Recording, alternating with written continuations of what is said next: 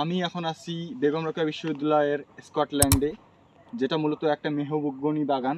আর এখানে আগে র্যাগিং দেওয়া হতো প্রচুর পরিমাণে, এখন যদিও র্যাগিং কালচারটা উঠে গেছে বেরোবি থেকে।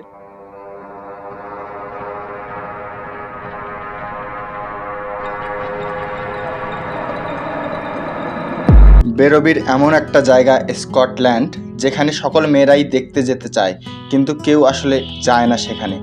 এর পেছনে একটা ইন্টারেস্টিং কাহিনী আছে।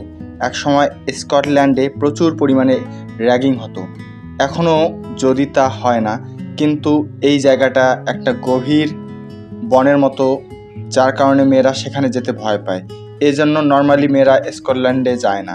এই জায়গাটা বেরোবির ছেলেদের হলের একদম পিছনে অবস্থিত। স্কটল্যান্ড মূলত একটা বিশাল আয়তনের মেহগনি বাগান আর ঝোপঝাড়ে ভর্তি।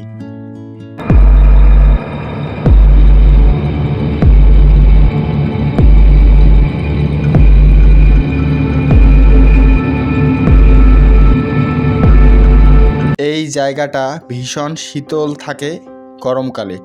এই জায়গাটাতে আমি মাঝে মাঝেই যাই হাওয়া খেতে, কারণ প্রকৃতির মাঝে থাকার মজাটাই আলাদা।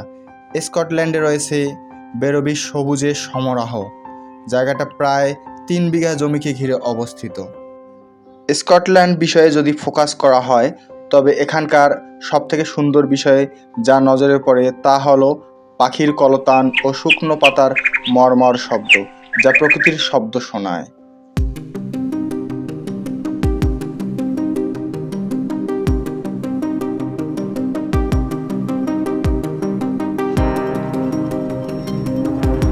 স্কটল্যান্ডে না গেলে মনে হয় যেন একজন শিক্ষার্থীর জীবনে অনেক কিছু না দেখাই থেকে গেল। তাই তো আমি আর আমার গ্যাং মাঝে মাঝেই যাই হাওয়া খেতে স্কটল্যান্ডে।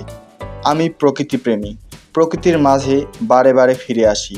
এর নমুনা আপনারা আমার ভিডিওতে দেখতে পান। বিষণ্ণতা হোক আর আনন্দ, দুটোই আমি শেয়ার করি প্রকৃতির সাথেই।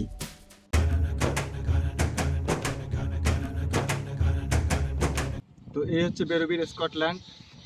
কেন স্কটল্যান্ড নাম দেওয়া হয়েছে আমি এক্স্যাক্টলি জানি না। যদি আমি কোথাও তথ্য পাই যে কেন দেওয়া হয়েছে, তাহলে অবশ্যই আপনাদের জানাবো।